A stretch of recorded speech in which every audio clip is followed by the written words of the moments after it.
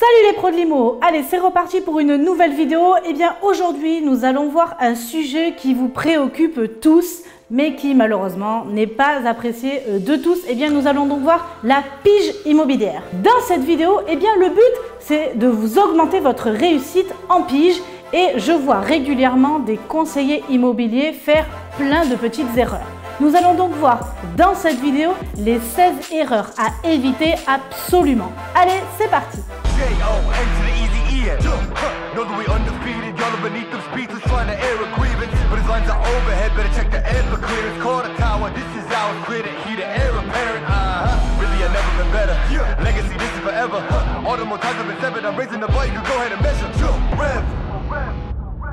Allez, c'est reparti. Alors la première des choses évidemment à éviter, eh bien ça va être de négliger sa préparation.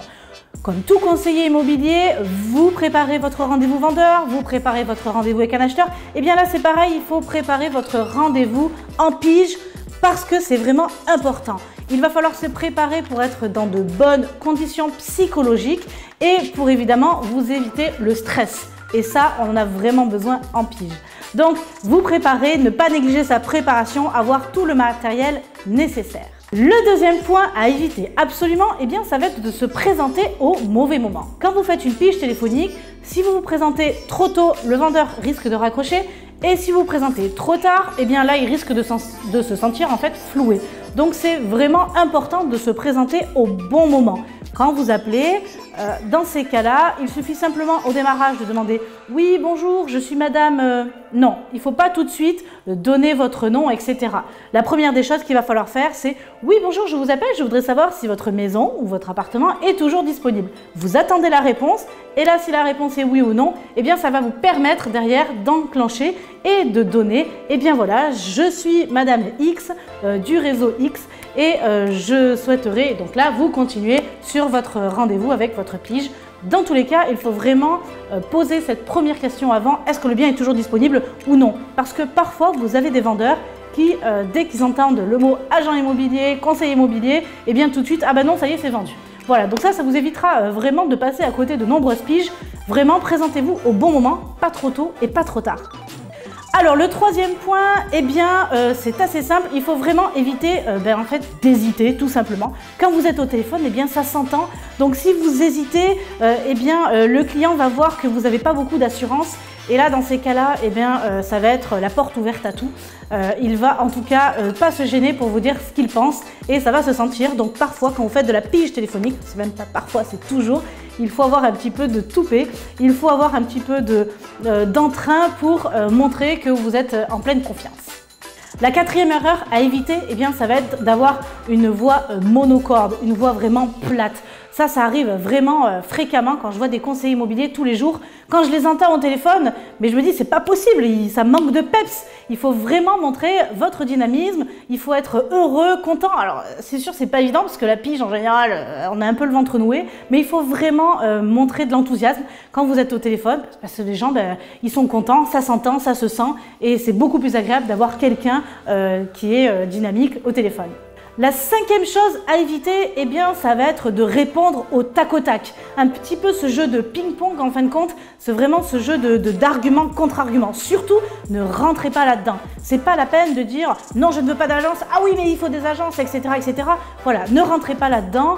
On n'est pas là pour faire un jeu de bataille avec votre vendeur. C'est absolument pas le moment et c'est vraiment pas de cette manière qu'il faut faire. Donc ça, il faut vraiment l'éviter. Le sixième point, s'il vous plaît, une erreur à éviter, mais ne dénigrez jamais les confrères. Moi, je l'ai toujours dit, personnellement, je ne trouve ça vraiment pas joli. Et en plus, les clients en général, ils n'aiment pas. Ils n'aiment pas quand on parle mal d'un confrère ou d'un autre. Ça ne se fait pas, donc s'il vous plaît, évitez de le faire. Ça, il faut vraiment arrêter. Vous allez voir qu'au final, ça risque de se retourner contre vous. Le septième point à éviter, eh bien, ça va être de se sentir déstabilisé par un refus. Ça arrive aussi souvent quand votre vendeur va vous dire non, tout simplement non, ou il va vous refuser d'une autre manière. Eh bien, il ne faut pas se sentir déstabilisé. Au contraire, il faut rebondir là-dessus. Il faut vraiment conserver ce peps Et ce n'est pas grave. Ce n'est pas grave parce que de toute façon, dans votre tête, sachez que la pige immobilière, eh bien, c'est pas facile et qu'en plus, de toute façon, vous devez le savoir, vous allez avoir des échecs. Donc, ce n'est pas parce qu'on vous dit non que le monde s'effondre et puis qu'il n'y a plus rien. Voilà, ce n'est pas grave. Il faut vraiment rebondir. On conserve, on continue un petit peu les questions, on continue la discussion, on ne s'arrête pas là et on ne se sent pas déstabilisé. Le 8e point, vraiment l'erreur à éviter, eh bien, c'est d'abandonner tout simplement suite au refus du 7e point. Eh bien oui, ce n'est pas parce que le client vous a dit non, je ne veux pas d'agence, eh bien qu'il faut raccrocher et se dire hop, je jette la pige à la poubelle, je ne l'appellerai plus, ça y est, c'est terminé. Non, non, surtout pas. Tout simplement parce que vous avez 2/3 des particuliers qui mettent leur annonce sur le bon coin, qui finissent in fine dans une agence immobilière. Donc c'est vraiment important surtout de ne pas abandonner la pige, de la conserver, de noter effectivement qu'au démarrage, il ne souhaitait pas d'agence, mais vous allez voir qu'une pige bien travaillée, eh bien ça peut vraiment déboucher derrière sur un bon mandat bien travaillé. Donc n'abandonnez pas. Le 9e point, eh bien, ça va être d'éviter de repartir sans information. Eh bien oui, c'est vraiment important d'arriver à tirer les vers du nez du propriétaire parce que même s'il refuse, eh bien c'est important d'avoir un petit historique sur ce propriétaire. Sur votre fiche, vous allez vraiment tout noter. Où se situe son bien, combien il a eu de visites, est-ce qu'il a déjà eu des offres, vous pouvez connaître un petit peu sa motivation. Tout ça, eh bien, vous allez le noter, la date, l'heure, etc. Vous allez vraiment tout noter, tout noter, tout noter. Et ça, c'est vraiment important de repartir avec des informations. Et surtout, n'oubliez pas de repartir avec un nouveau rendez-vous téléphonique. Eh bien oui, avant de raccrocher, il faut vraiment prévenir votre propriétaire que vous allez le rappeler d'ici 3 jours, d'ici 5 jours, une semaine. Vous allez le rappeler pour refaire un petit peu le point sur la vente de son bien. Comme ça, il sera prévenu et la seconde fois, quand vous allez le rappeler, il n'y aura plus peut-être ce mur entre vous. Il savait que vous alliez le rappeler et ça, c'est vraiment important de refixer ce rendez-vous. C'est déjà un premier pas. Le 10e point vraiment à éviter, s'il vous plaît, eh bien, ça va être de faire un script. Eh bien oui, ne suivez pas votre script, surtout cette voix robotisée. Oui, bonjour, nanani, nanana. Non, non, non, non, surtout pas. Chaque pige doit être vraiment adaptée à chaque propriétaire, chaque situation. Chaque propriétaire ne sera pas au même endroit. Certains seront au travail, d'autres en voiture, d'autres à la maison avec les enfants derrière. Donc dans tous les cas, chaque discours, on va dire, de pige doit être vraiment adapté à son interlocuteur. Donc il ne faut surtout pas suivre de script. En plus, ça s'entend, c'est vraiment pas joli. Donc n'utilisez pas de script. Vous devez vraiment vous entraîner pour surtout ne rien suivre du tout. Le 11e point, alors ça je crois que je l'entends quasiment à 90%, eh bien ça va être de parler de soi. C'est vraiment important, il faut l'éviter, ne parlez pas de vous. Vous appelez un propriétaire, il faut parler de lui, il faut parler de son projet, faites-le parler. Mais surtout, ne vous mettez pas en avant. Vous ne devez pas adopter cette position-là où par exemple, oui bonjour, je suis Madame X du premier réseau X. Stop, le client, lui, de son côté, que vous soyez le premier réseau international, mondial presque, ça n'y changera rien de toute façon. Vous arrivez, vous vous présentez, vous parlez de vous, ça ne se fait pas, c'est l'inverse. On se met en position basse avec votre propriétaire et dans ces cas-là, vous le faites parler, vous faites parler de lui. Alors le 12e point, eh bien, c'est assez simple et pourtant, je peux vous assurer qu'on le fait en fait sans faire exprès, on s'en aperçoit même pas, même moi aujourd'hui ça m'arrive, eh bien ça va être de faire toutes ces questions, en fait on dit des questions fermées. On le fait souvent cette erreur et finalement en fait on se noie en faisant ça. Il faut vraiment arriver à faire des questions ouvertes, ça lui permettra vraiment de se livrer. Donc il faut vraiment faire des questions ouvertes où il n'y a pas besoin de répondre ni par oui ou par non, mais tout simplement par des réponses où il va devoir étayer. Le 13e point, alors là, je suis quasiment sûre que vous le faites. D'ailleurs, si vous ne le faites pas, mettez-le moi en commentaire. Je vous dirai vraiment, je vous mettrai un pouce et je vous dirai bravo. Parce que je crois que tous les conseillers le font. Eh bien, ça va être tout simplement de dire, alors, on prend rendez-vous ? Est-ce que vous voulez un rendez-vous?